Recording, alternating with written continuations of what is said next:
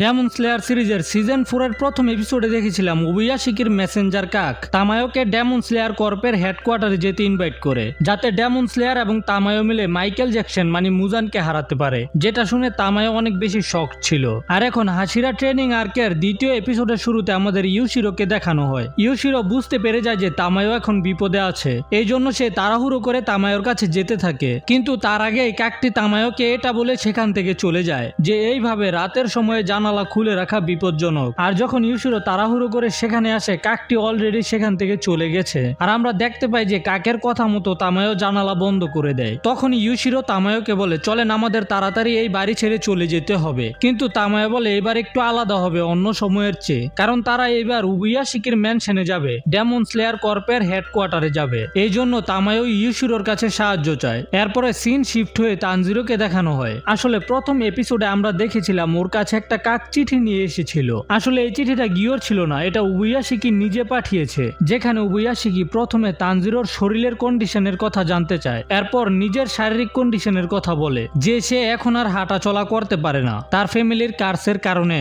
ওবিয়াশিকি এই চিঠিতে আরো লিখেছে সে গিয়োর সাথে কথা বলতে চায়, কিন্তু এখন হয়তো এটা সম্ভব হবে না। এই জন্য ওবিয়াশিকি চায় তানজিরো যেন তার হয়ে গিয়োর সাথে কথা বলে। আর এরপরে সিনে আমরা দেখতে পাই তানজিরো হাতে একটা লাঠি নিয়ে যাচ্ছিল গিয়োর সাথে দেখা করতে। আর তখন তানজিরোর আউইর সাথে দেখা হয়। তানজিরো আউইকে বলে ও একজনের সাথে দেখা করতে যাচ্ছে। আউই ঠিক আছে বলে সেখান থেকে চলে যাচ্ছিল। তবে তানজিরো তখন আউইর কাছে জানতে চায়, একজন মানুষ আছে যে নিজেকে একেবারে একা মনে করে, তাহলে তুমি ওই ব্যক্তিকে কিভাবে বলতে যে সে মোটেও একা না? তবে সেখানে আউই বলে, আমি তো তোমাকে এই প্রশ্নের উত্তর দিতে পারবো না, কিন্তু আমার মনে হয় তোমার ওই ব্যক্তিকে চিয়ার আপ করার দরকার। এটা বলে আউই তানজিরোকে কিছু রাইস বল এনে দেয় আর বলে যাতে তারা আগে এই রাইস বল খাওয়া শেষ করে তারপরে কথাবার্তা বলে। এরপর তানজিরো আউইকে ধন্যবাদ বলে চলে আসে গিয়োর বাড়ির গেটের সামনে। আর সেখানে আসতেই তানজিরো গিয়োকে ডাকাডাকি করতে শুরু করে। তবে গিয়ো বাড়ির ভিতরে থাকার পরেও তানজিরো ডাকের কোনো উত্তর দেয় না। তারপর তানজিরো বলে, তাহলে আমি বাড়ির ভিতরে আসছি। যেটা শুনে গিয়ো ভাবে আমি কি ভুল শুনেছি,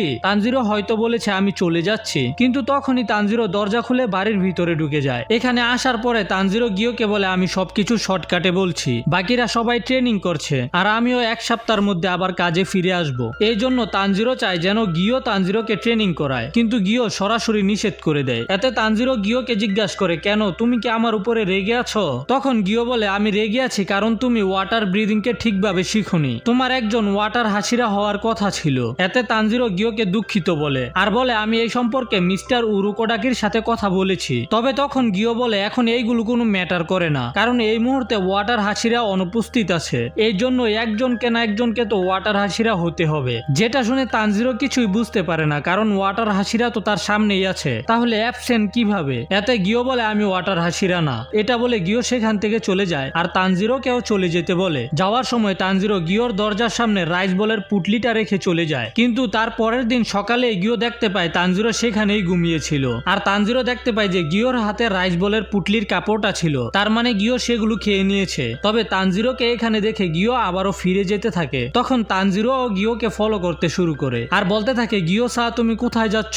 গিয়ো সা তোমার সমস্যা কি? তুমি কি পাহারা দিতে যাচ্ছ নাকি? মানে ভাই গিয়ো যেখানে যেখানে যাচ্ছিল তানজিরো ল্যাংরায় ল্যাংরায় গিয়োকে ফলো করছিল আর শুধু পটর পটর করছিল, যেগুলোর একটা উত্তরও গিয়ো দেয় না। আর ভাই তানজিরো গিয়োকে ঠিক মতো ঘুমাতেও দিচ্ছিল না, ঠিক মতো খেতেও দিচ্ছিল না, গোসলও করতে দিচ্ছিল না, খালি গিয়ো সা করছিল। এতে গিয়োর অবস্থা একেবারে খারাপ হয়ে যায়। আর গিয়ো চিন্তা করে, তানজিরো কি তার সাথে এমন সারা জীবনই করবে নাকি? যদি আমি ওর সাথে কথা বলি তাহলে কি ও এই সব কিছু বন্ধ করে দিবে? এরপরে গিয়ো থেমে যায় আর বলে, আমি কখনোই ফাইনাল এক্সাম পাস করিনি। মানে Tanjiro Zenitsu ইনুসকে Guinea কানাও demon Slayer হওয়ার জন্য যে একটা পরীক্ষা দিয়েছিল না, সেটার কথা বলছিল আর কি গিয়ো যখন এই এক্সাম দিতে গিয়েছিল তার সাথে অন্য একটা ছেলেও ছিল, যার ফ্যামিলিকেও ডেমনরা মেরে ফেলেছিল। ওর নাম ছিল সাবিতো। আর সাবিতোকে কিন্তু তানজিরো চিনে। তানজিরো যখন ডেমন স্লেয়ার হওয়ার ট্রেনিং করছিল তখন তানজিরো সাবিতোর আত্মাকে দেখেছে। গিয়ো বলে, আমার বয়স তখন 13 বছর আর সাবিতো আমার বয়সী ছিল, দুইজন ছেলে যাদের দুনিয়াতে কেউ নেই, এই কারণে আমরা বন্ধু হয়ে যাই। সাবিতোর কাছে সৎ এবং কাইন্ড একটা হার্ট ছিল। আর সাবিতো এবং গিয়ো একসাথে সিলেকশন এক্সাম দিতে যায়। সাবিতো একাই সেখানকার সকল ডেমনদের মারছিল, কিন্তু গিয়ো যে প্রথম ডেমনের উপরে অ্যাটাক করে সেটাই গিয়োকে আহত করে দেয়। তবে ওই মুহূর্তে সাবিতো ছিল যে তখন গিয়োকে বাঁচিয়েছিল। এরপরেই সাবিতো বাকিদের বাঁচাতে চলে যায় আর গিয়ো সেখানে অজ্ঞান হয়ে যায়। আর যখন গিয়োর জ্ঞান ফিরে আসে তখন জানতে পারে ও সিলেকশন এক্সামে পাশ করেছে, কোনো ডেমনকে না মেরেও, কারণ ওরা সেখানে 7 দিন সার্ভাইভ করেছিল। তবে শুধু সাবিতই ছিল যে ওই বছর ওই সিলেকশন এক্সামে মারা যায়। এই কারণে গিও নিজেকে অন্য হাসিরাদের সমান মনে করে না, মানে গিও নিজেকে আসল ডেমন স্লেয়ারই মনে করে না। এই জন্য গিও তানজিরোকে আসল হাসিরাদের কাছ থেকে ট্রেনিং নিতে বলে। গিও আরো বলে যে হয়তো তার শরীরে কখনো ওই মার্ক ম্যানিফেস্ট হবে না, তবে যদি সাবিতো তার জায়গায় হতো তাহলে হয়তো সাবিতো এটা করতে পারতো। এইগুলো বলে গিও সেখান থেকে চলে যেতে থাকে। তখন তানজিরো ভাবতে থাকে আমি জানি গিও এখন কেমন ফিল করছে, কারণ তানজিরোকে বাঁচাতে গিয়ে ফায়ার হাসিরা রেঙ্গোকু মারা গিয়েছিল। এই জন্য তানজিরো জানে গিও এখন কেমন ফিল করছে। তখন তানজিরো সাবিতো এবং সাগিরির কথা চিন্তা করে, কিন্তু যদি এখন ওরা বেঁচে থাকতো তাহলে হয়তো গিওর বয়সই থাকতো। এইগুলো চিন্তা করে তানজিরোর চোখে পানি চলে আসে। তানজিরো ভাবে রেনগোকু ওদেরকে প্রোটেক্ট করতে গিয়ে মারা গেছে। যদি রেনগোকুর বদলে সেই দিন ও মারা যেত তাহলে রেনগোকু হয়তো একদিন মুজানকে মারতে পারতো। কিন্তু তখনই তানজিরোর ইনোস্কের কথা মনে পড়ে, যেখানে ইনোস্কে কেঁদে কেঁদে তানজিরোকে বলছিল রেনগোকু তানজিরোকে কি বলেছিল, মানে রেনগোকু বলেছিল তানজিরোকে সে বিশ্বাস করে। এটা মনে পড়ার পরেই তানজিরো গিওকে বলে তুমি কি ওইটা পাসন করবে না যেটা সাবিতো তোমাকে দিয়ে আশা করেছে। যেটা শুনে এক মুহূর্তে গিও একেবারে থেমে যায়। আর গিওর সাবিতোর কথা মনে পড়ে, যেখানে সাবিতো গিওর গালে একটা থাপ্পড় দিয়েছিল, কারণ গিও প্রায় সময় মরে যাওয়ার কথা বলতো, কারণ গিওর বড় বোন ওকে বাঁচাতে গিয়ে মারা গিয়েছিল। আর এই জন্যই সাবিতো গিওকে বুঝিয়ে বলে তোমার বোন তোমাকে বাঁচানোর জন্য নিজের জীবন দিয়েছে, তুমি মৃত্যুর কথা বলে তার স্যাক্রিফাইসকে অপমান করছো। আসলে সাবিতো মারা যাওয়ার পরে গিও এত বেশি কষ্ট পেয়েছিল যে গিও এই সবকিছু ভুলে যেতে চেয়েছিল। প্রথমে ওর বড় বোন মারা গেল ওকে বাঁচাতে গিয়ে, তারপর ওর বন্ধু, কিন্তু এইগুলো মনে পড়ার পরে গিও ওর বড় বোন এবং সাবিতোকে সরি বলে। আর এদিকে গিওকে এইভাবে স্তব্ধ দেখে তানজিরো একেবারে ভয় পেয়ে যায়। এখনো কি করবে, গিও তো এখন আরো বেশি ভেঙে পড়েছে। কিন্তু তখন তানজিরোর মাথায় একটা ব্রিলিয়ান্ট আইডিয়া আসে, মানে তানজিরো গিওর সাথে একটা খাবারের প্রতিযোগিতা করবে। আর যদি এই প্রতিযোগিতায় তানজিরো জিতে যায় তাহলে গিওকে উৎসাহ দিবে এবং ট্রেনিং করতে বলবে। মানে এটাই হলো তানজিরোর ব্রিলিয়ান্ট আইডিয়া। তবে তখন গিও বলে আমার একটু দেরি হবে, কিন্তু আমি ট্রেনিং এ জয়েন করব। কিন্তু তখনই তানজিরো নিজের ব্রিলিয়ান্ট আইডিয়ার কথা বলে দেয়, তারা একটা নুডলস খাওয়ার প্রতিযোগিতা করবে। যেটা শুনে গিও একেবারে অবাক ছিল।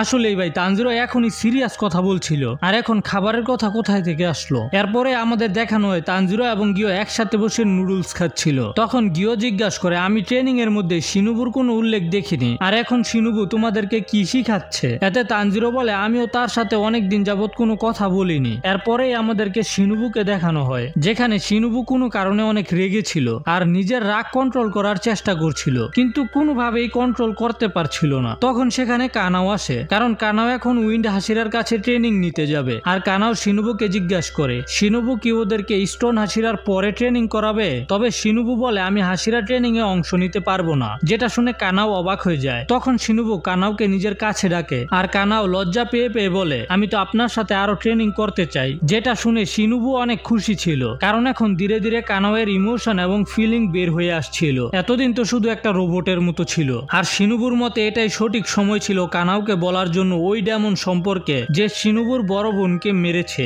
আর শিনুবু সেটাও বলবে কিভাবে ওই ডেমনকে মারতে হবে। এর সাথে হাসিরা ট্রেনিং আর্কের দ্বিতীয় এপিসোড শেষ হয়ে যায়। যদি ভিডিও ভালো লাগে তাহলে লাইক, কমেন্ট এবং শেয়ার করো, আর চ্যানেলে নতুন হলে সাবস্ক্রাইব করো। ওকে মিত্র, দেখা হবে পরের ভিডিওতে। সেই পর্যন্ত টাটা, বাই বাই।